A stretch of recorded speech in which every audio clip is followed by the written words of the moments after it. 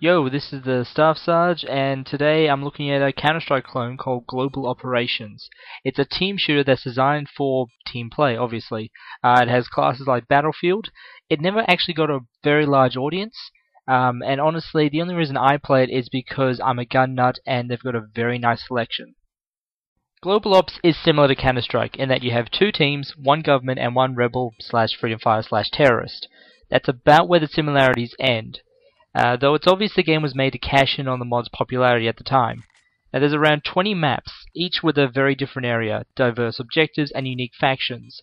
For example, you have Spetsnaz against the Chechens, you have the Syriet Makal against Yemen security, SASR against pirates, and so on.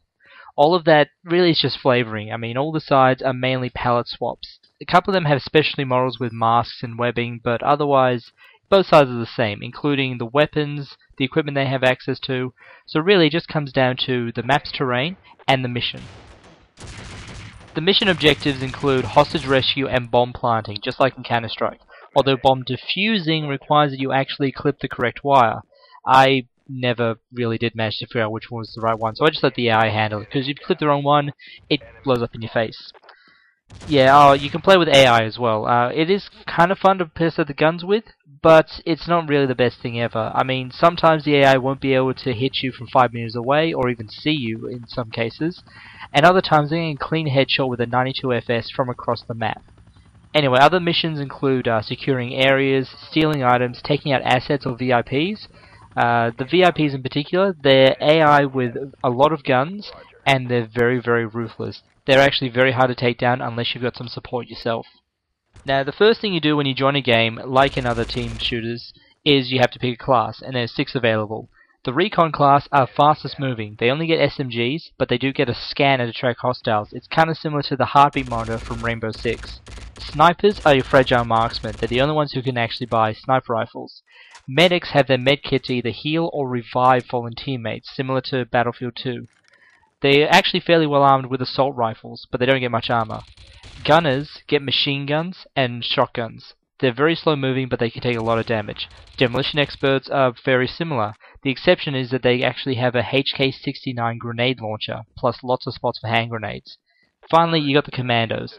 They're the generalists. They have an assault rifle, SMG, plus they can get the M72 Law rocket for taking out the big targets. All these weapons are divided up into categories. Each class has access to certain categories. So, for example, a sniper can only take sniper rifles. Now, if you find a weapon abandoned in the field, you can just grab it, but you need a spare slot for it. For most of them with only one primary weapon slot, that means you've got to dump whatever you've got on hand. Now, at this point, I'd like to talk about the guns. This is the reason why I play it. It has a very nice selection of some fairly obscure weaponry, some of which only got game time after Call of Duty went to Modern Warfare and they started grabbing these obscure guns. Still, there's a couple that I haven't seen crop anywhere else, except maybe the earlier Rainbow Six games, which had a fairly comprehensive list of some fairly regular and some exotic weapons. There's a Para P14 pistol, the MP510 SMG, Spaz 15 shotgun, and the FN Mag machine gun. Now, almost all of these get a few upgrades. Machine guns can get larger belts, pistols can get suppressors, the M4 Carbine and G36 both get a CMAG Beta for extra DACA, while the SIG 556 gets clipped magazines, so the two magazines snap together. The FN FAL gets a scope, which makes it a very good battle rifle. Now, the same reasons I play 7.62 and to a lesser extent Stalker are the reasons why I play this game, the selection of guns that you can modify. Also, this game had the H&K G11 and the Stoner 96, the belt-fed model of the Stoner 63, well before Black Ops made it cool. And as an aside, I reject all claims that I'm a hipster.